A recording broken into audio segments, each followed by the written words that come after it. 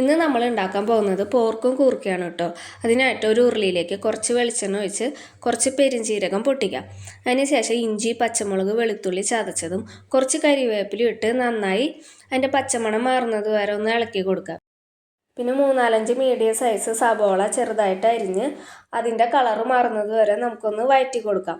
പിന്നെ നമ്മുടെ എല്ലാ പൊടികളും ചേർക്കാം. മഞ്ഞൾപ്പൊടി, മല്ലിപ്പൊടി, മുളക് പൊടി, ഗരം മസാലപ്പൊടി, ഉപ്പും കൂടെ ചേർത്ത് പൊടികളുടെ പച്ചമണം മാറുന്നത് വരെ ഒന്ന് നന്നായി വഴറ്റി കൊടുക്കാം. പിന്നെ നമ്മൾ വേവിച്ച് മാറ്റി വെച്ച പോർക്കും കൂടെ ഇതിലേക്ക് ചേർത്ത് എല്ലാ മസാലയും കൂടെ ഒന്ന് യോജിപ്പിച്ച് എടുക്കാം. പിന്നെ നമ്മൾ കൂർക്ക വേവിച്ച് മാറ്റി വെച്ചിട്ടുണ്ടായിരുന്നു, അതും കൂടെ ചേർത്ത് നന്നായി ഇളക്കി യോജിപ്പിച്ച് ഒരു 10-15 മിനിറ്റ് നമുക്ക് മൂടി വെച്ച് വേവിക്കാം.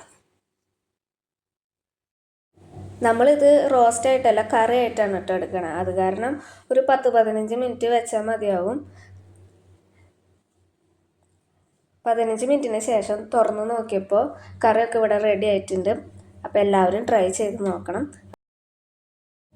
അപ്പോൾ ഇന്നത്തേക്ക് ഇത്രയേ ഉള്ളൂ. അപ്പോൾ ഞങ്ങളുടെ കുഞ്ഞൊരു വീഡിയോ ഇഷ്ടപ്പെട്ടിട്ടുണ്ടെങ്കിൽ എല്ലാവരും സബ്സ്ക്രൈബ് ചെയ്ത് സപ്പോർട്ട് ചെയ്യാൻ മറക്കല്ലേ. ബൈ.